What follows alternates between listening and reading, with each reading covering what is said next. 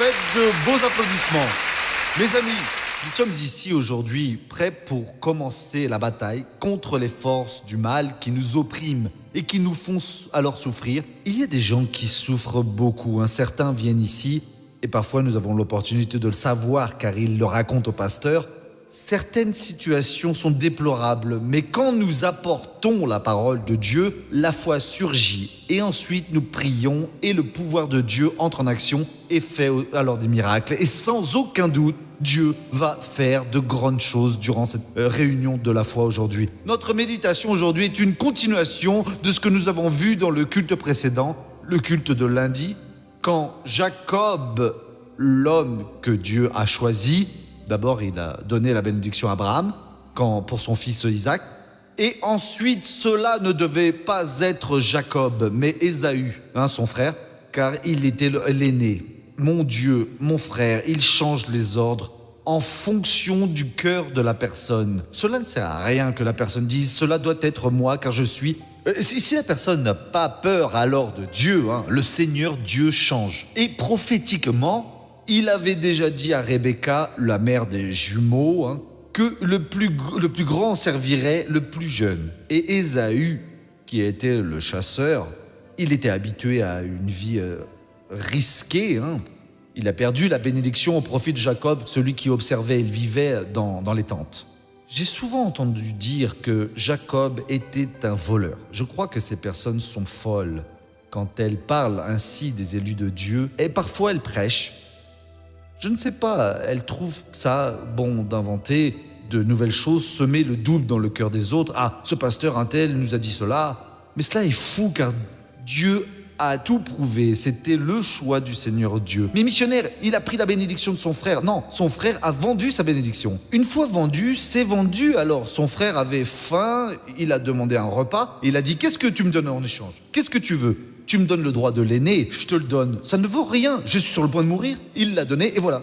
Selon la Bible, il n'en pleurait, il s'en voulait, mais il ne pouvait pas revenir en arrière, car quand leur père était sur le point de mourir, il a compris. C'est donc là, dans le chapitre 28 de la Genèse, il a ordonné à Jacob d'aller rendre visite à la famille de sa mère et d'y trouver une fille de Laban. Pour la marier. Le Jacob a été béni. Oui, regardez, c'est une belle bénédiction, au verset 3. Que le Dieu Tout-Puissant te bénisse, te fasse proliférer et te multiplie, afin que tu donnes naissance à tout un groupe de peuples. Qu'il te donne la bénédiction d'Abraham, à toi et à ta descendance, avec toi, afin que tu possèdes le pays où tu séjournes en étranger et qu'il a donné à Abraham. Isaac donnait la bénédiction qu'il avait reçue d'Abraham directement à Jacob.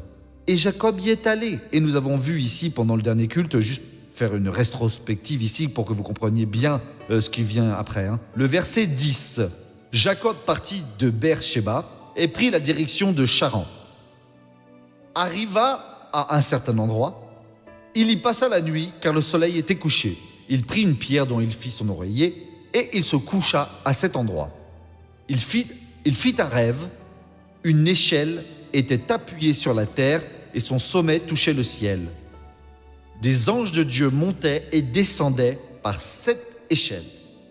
L'Éternel se tenait au-dessus d'elle et il dit « Je suis l'Éternel, le Dieu de ton grand-père Abraham et le Dieu d'Isaac.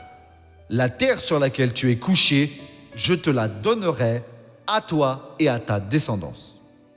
Ta descendance sera pareille à la poussière de la terre. Tu t'étendras à l'ouest et à l'est, au nord et au sud, et toutes les familles de la terre seront bénies en toi et en ta descendance.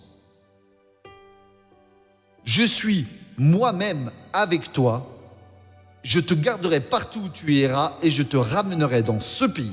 Car je ne t'abandonnerai pas tant que je n'aurai pas accompli ce que je te dis. Et donc, pourquoi s'est-il servi de la pierre comme oreiller, dites-moi? C'était symbolique. Peut-être que même lui ne comprenait pas. Mais aujourd'hui, à l'aide de l'Esprit Saint, nous comprenons. Il est arrivé à un endroit où il y avait beaucoup de pierres et le soleil s'est couché. Nous sommes dans l'œuvre de Dieu et nous voyons beaucoup de révélations de la parole. Chaque révélation est une roche. C'est un fondement que vous pouvez établir car c'est le pouvoir de Dieu. Et quand il pose sa tête sur l'oreiller, il rêve, eh bien, il rentre dans le monde réel. Il sort du rêve, mais pour nous, il rêve. Et alors, il a vu cette échelle du ciel jusqu'à la terre, et les anges de Dieu qui montaient et descendaient. Et là, en haut, était le Seigneur Dieu. Cette échelle, c'est la salvation. Jésus disait, je suis le chemin. Et cette pierre est la révélation de Dieu. Nous avons beaucoup de révélations, mais au bout d'un moment, le soleil alors se couche pour que nous prenions ces décisions. Dieu nous donne des révélations et il attend alors que nous donnions les bénéfices qu'il attend de nous. Alors vient le moment où vous devez choisir ce qui est pour vous un ministère, ce que Dieu a dit de plus important, qui est la base de comment vous allez construire votre vie spirituelle. Et alors vous allez vous allonger avec la tête, votre pouvoir de penser, de décider par rapport à la parole que Dieu nous a donnée. Quand vous faites cela, c'est là que vient la grande révélation. Et il voyait les anges de Dieu qui montaient, mais les anges étaient en bas, les anges n'étaient pas au ciel, les anges étaient tout autour de lui. Quand nous sommes de Dieu, les anges du Seigneur Dieu se regroupent autour de nous et ils nous sauvent. Mais alors, ils montent et descendent en emmenant les demandes et en les réalisant. C'est ainsi le courrier céleste. Nous devons poser notre tête, notre pouvoir de décision sur cette roche que Dieu nous a donnée. Et alors Dieu va ouvrir notre cœur. Et Dieu a dit à Jacob, il lui a dit, de belles promesses, elles sont là. Au verset 13 de la Genèse 28. « Je suis l'Éternel, le Dieu de ton grand-père Abraham et le Dieu d'Isaac. » Mais son père était Isaac et Abraham, le grand-père. Le grand-père, oui. Mon frère, dans la vie spirituelle, notre Père est Dieu. Il n'y a pas cette histoire de « Ah, je suis le fils dans la foi missionnaire ». Non, il utilise les missionnaires pour mener à l'évangile. Vous êtes le fils du Père. Dieu n'a pas de petits-enfants. Donc il ne dit pas « Je suis le Dieu d'Isaac et d'Abraham, je suis le Dieu d'Abraham, je possède la bénédiction ». Aujourd'hui, il est le Dieu et Père de notre Seigneur et Sauveteur Jésus-Christ, celui qui a acheté notre salvation et n'appelait personne, même s'il a été utilisé pour vous bénir, comme s'il était votre Père. Votre Père est le Seigneur Dieu. Je suis l'Éternel, le Dieu de ton grand-père Abraham et le Dieu d'Isaac. La terre sur laquelle tu es couché, je te la donnerai à toi et ta descendance. C'est de cela que je veux parler avec vous. Cette promesse de Dieu qu'il vous fait, elle est la vôtre. Vous vous allongez dessus, vous posez votre esprit sur elle, vous posez votre pouvoir de décision, mais j'ai cette bénédiction au nom de Jésus. Et même si elle semble impossible, aux yeux de l'homme, elle ne va pas se réaliser. Alors faites-le, car Dieu vous l'a dit, car Dieu confirme sa parole et la bénédiction est votre au nom de Jésus. Jacob, où t'es-tu allongé? Si on ne s'était pas allongé, il n'aurait rien eu. Si vous ne vous allongez pas sur la parole de Dieu, si vous ne mettez pas votre tête sur la roche, vous n'aurez rien. Seulement l'information. Vous pourriez voir les anges descendre et monter, Dieu guérir ceci et cela, libérer la famille de Jean, libérer la famille de Manuel, mais votre famille, il ne la libère pas. Et pourquoi Dieu ne libère-t-il pas votre famille? Parce que vous n'êtes pas sur la parole de Dieu. Au moment où vous vous allongez, Dieu vous donne la bénédiction. Qu'y a-t-il d'écrit ici? La terre sur laquelle tu es couché, je te la donnerai à toi et à ta descendance. Mon frère, la bénédiction que nous recevons de Jésus, elle n'est pas pour nous, elle est pour toute notre famille. J'ai été le premier chez moi. Mes 4 frères n'étaient pas de Jésus. Mes parents, mon père était de l'église baptiste, ma mère ne l'était pas, c'était comme cela. J'ai commencé à écouter et j'ai connu la promesse. Ayez foi en le Seigneur Jésus et vous serez sauvés, vous et votre maison. Seigneur, je suis venu et maintenant il manque ma famille. Et un par un, ils sont venus au nom du Seigneur Jésus. Cette bénédiction de Dieu que pour vous et pour toute votre famille. Où sont vos fils? Sont-ils perdus? S'ils se sont perdus, alors ils seront toujours perdus. Et c'est votre faute. Vous devez dire, Dieu, je dois vivre la parole pour que ma vie soit le meilleur message. Parfois, il n'y a pas besoin de mots pour convaincre une personne. Je te la donnerai à toi et pour tes enfants, à ta descendance. Ta descendance sera pareille à la poussière de la terre. Tu t'étendras à l'ouest et à l'est, au nord et au sud, et toutes les familles de la terre seront bénies en toi et en ta descendance. Parfois, la descendance de quelqu'un provoque dans une famille des problèmes très sérieux. Il la déshonore à cause d'une tragédie, et Dieu ne veut pas de cela, non. Notre descendance doit être bénie, et alors tout le monde doit être béni aussi par notre descendance, bien sûr. Ce n'est pas seulement pour nous, non. Je suis même avec toi. Cela, c'est plus important, mon frère. Dieu avec vous. Mon frère, je suis moi-même avec toi. De quoi Jacob aurait-il besoin en plus? Rien de plus. Car le Tout-Puissant a dit, je suis avec toi. Si Dieu est avec moi, l'ennemi peut bien s'élever contre moi. Il va tomber. Si Dieu est avec vous, mon frère, les portes vont s'ouvrir. Vous réussirez à sortir de n'importe quelle situation. Vous réussirez à réaliser les plans que votre vrai Père, qui est le Seigneur, a pour vous. Je suis moi-même avec toi. Jacob a dû trembler sur le moment. Jacob a dû beaucoup pleurer. Au moment où vous priez, pensez à la parole et vous verrez que l'émotion va vous submerger.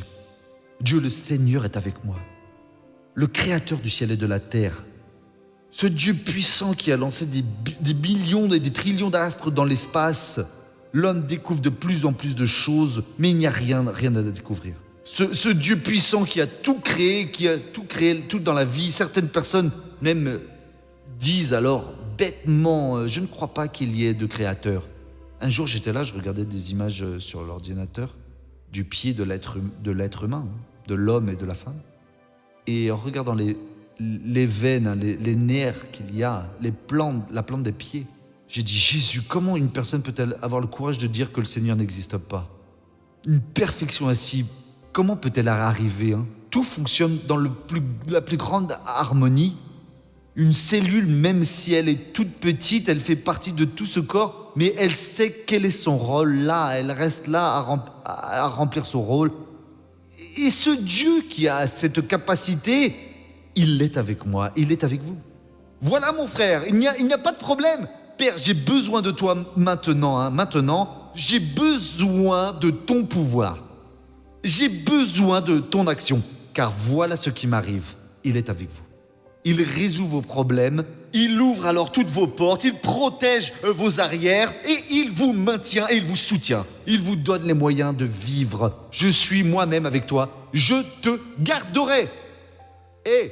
Et Marie, il va la garder. Et Joachim, il va le garder. Et où vous gardera-t-il? Partout où il ira. Alléluia. Vous êtes là, vous êtes en Amazonie, vous êtes en Afrique, en Europe, ou n'importe où ailleurs. Si vous allumez un petit feu dans la nuit, il va vous garder.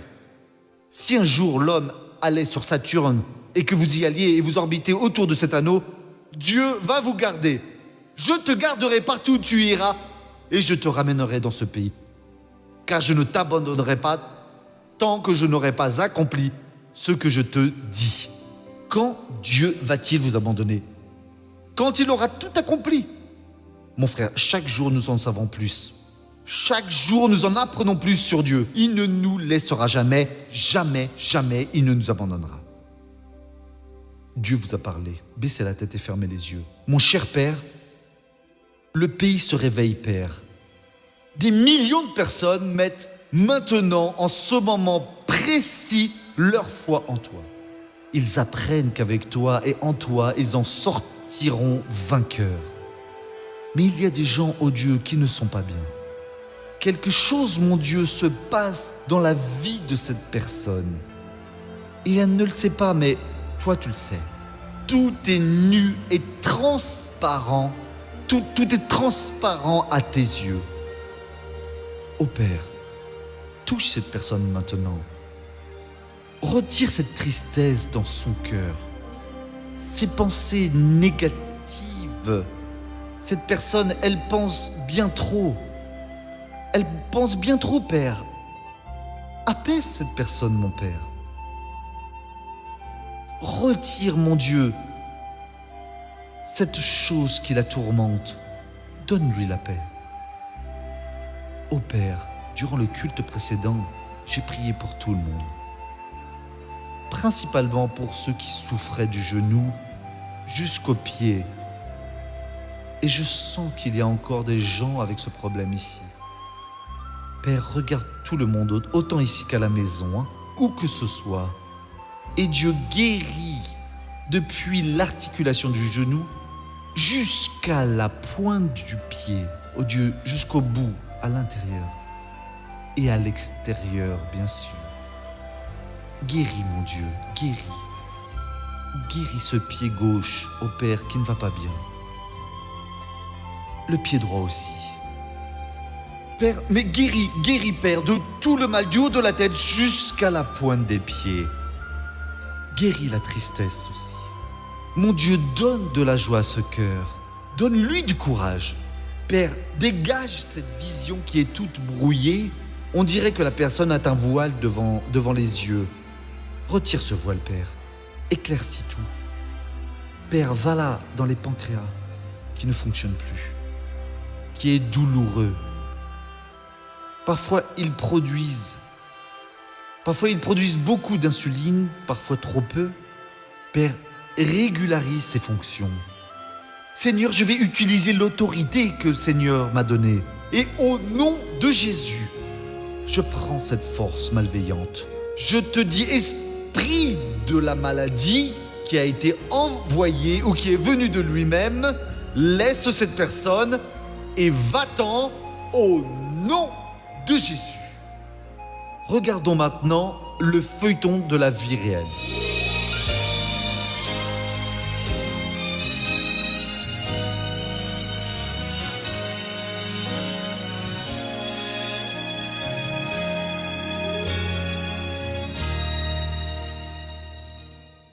Vanda Guidini a des maux de tête presque tous les jours. Ça ne passait pas. Je ne pouvais rien faire. Tout ce qu'elle me disait de faire, je le faisais, je prenais tout et rien. Je ne pouvais pas appuyer comme cela, vous voyez, ainsi, tout. Tout ce qu'il lui disait de faire, elle le faisait. Il n'y a rien qu'ils ordonnaient, qu'elle ne faisait pas, non, elle faisait tout. Même les choses les plus simples qu'ils recommandaient, elle le faisait. Je prenais mes comprimés, là. C'était de l'aspirine. Au final, c'était pour les maux de tête.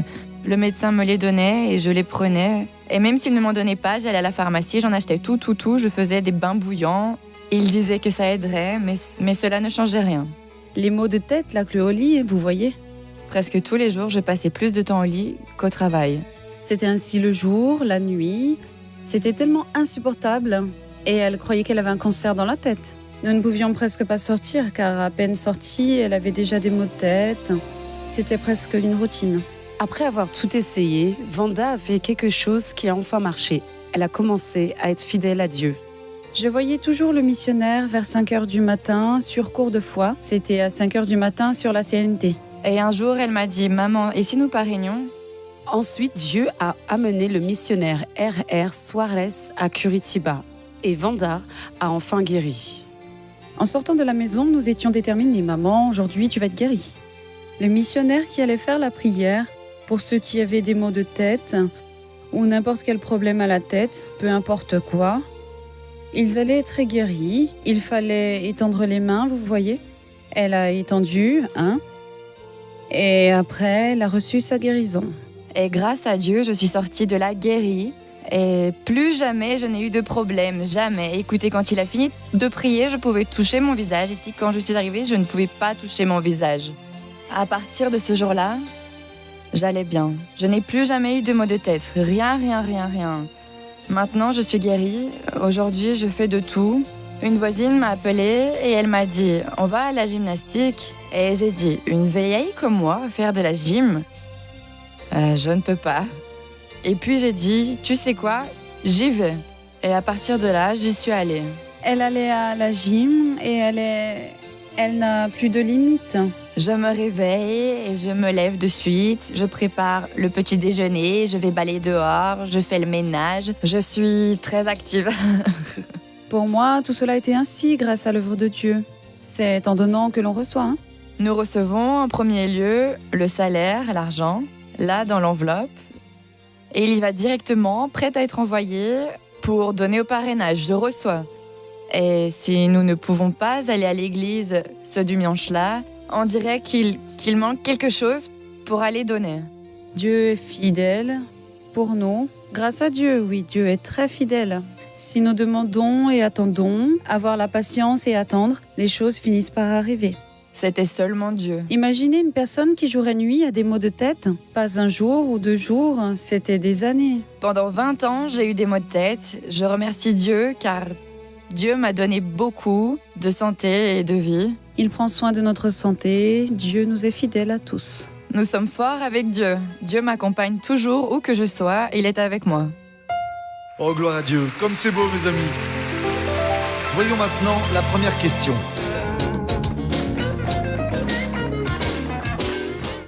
Missionnaire, pourquoi en tant que chrétienne, je ne peux pas être une personne anxieuse ?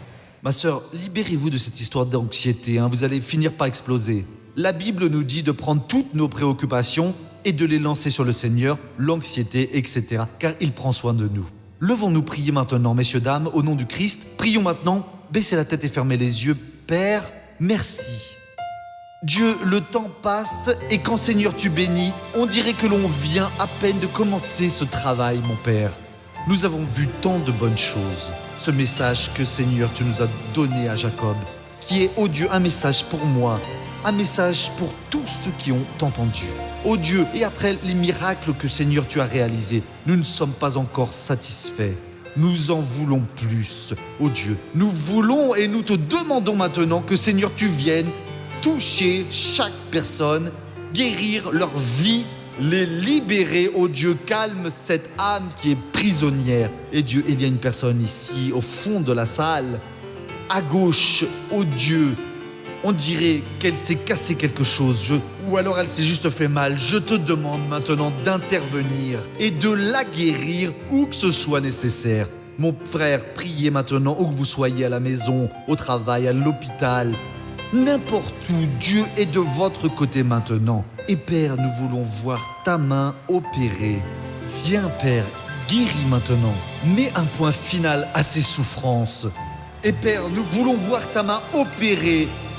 Et nous t'implorons, ô Dieu, cette fortification et ce changement, cette transformation, cette opération miraculeuse qui, ô Dieu, là, dans une cellule, oh mon Dieu, une par une, en retirant la partie qui ne fonctionne pas, en rénovant la partie abîmée. Je vais utiliser ton pouvoir maintenant et au nom de Jésus, j'unis ma foi à la vôtre. Je brûle maintenant ce mal qui est figé dans cette personne, ce mal dans les reins de cette personne, ce mal qui est à la vésicule ou n'importe où maintenant.